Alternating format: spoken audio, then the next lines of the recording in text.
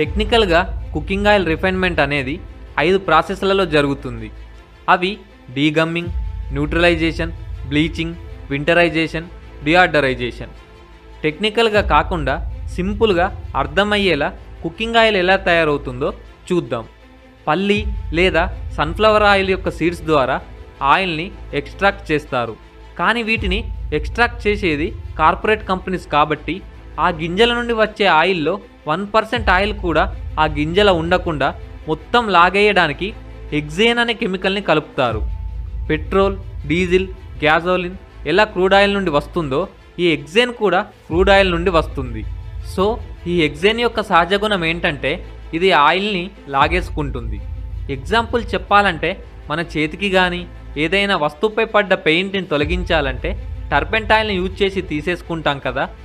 So as it is ఈ హెక్సేన్ని oil సీడ్స్లో కలిపి 200 to 300 degrees వేడి చేయడం ద్వారా ఆయిల్ సీడ్స్లో ఉన్న ఆయిల్ని మొత్తం ఈ హెక్సేన్ అనే పెట్రోలియం ప్రోడక్ట్ లాగేసుకుంటుంది. ఆ తర్వాత వచ్చిన ఆయిల్కి స్టికీనెస్ ఉంటుంది, అంటే జిగటగా ఉండడం, అంటుకోవడం అనేది ఉంటుంది. ఇందులో ఎంజైమ్స్, విటమిన్స్, మినరల్స్ ఉండడం వల్ల ఈ విధంగా ఉంటుంది. కానీ వీళ్ళు ఏం చేస్తారంటే ఆ స్టికీనెస్ని పోగొట్టడానికి ఫాస్ఫరిక్ యాసిడ్ని కలుపుతారు. మన చేతిపై ఈ ఫాస్ఫరిక్ యాసిడ్ని పోసుకుంటే చేయి కాలిపోతుంది.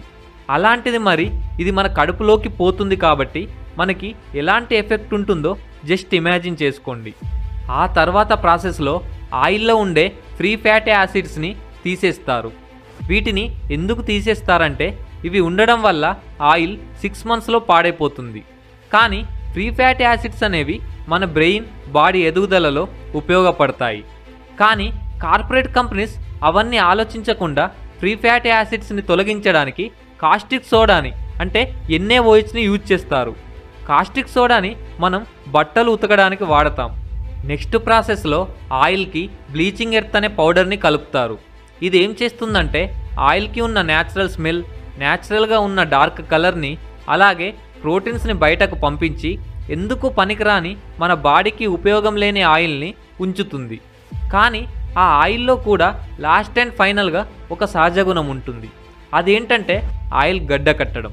సో దీన్ని కూడా రిమూవ్ చేయడానికి ఏ కెమికల్ని వాడతారో తెలిస్తే షాక్ అవుతారు. ఆ కెమికల్ పేరు ఇథనాల్. దీన్ని పెట్రోల్లో కలుపుతారు. ఈ కెమికల్ కలిపాక లాస్ట్కు వచ్చిన ఆయిల్కి రంగు, రుచి, వాసన ఉండదు. సో అవన్నీ తెప్పించాలి కాబట్టి ఫార్టిఫైడ్ మినరల్స్ని యాడ్ చేస్తారు. మినరల్స్ అనగానే అవేంటో న్యాచురల్స్వే అనుకోకండి, అవి కూడా కెమికల్సే. ఇలా మనకి హాని కలిగించే కెమికల్స్ని ఆయిల్లో కలుపుతూ అలాగే మన శరీరానికి ఉపయోగపడే ప్రోటీన్స్, మినరల్స్, ఎంజైమ్స్ని తీసేసి ఎందుకు పనికిరాని ఒక చెత్తని ఫైనల్గా ప్యాకెట్స్లలో ప్యాక్ చేసి పెడతారు. సో ఇలా మన హెల్త్కి ఎఫెక్ట్ అయ్యే ఆయిల్ని హెల్త్కి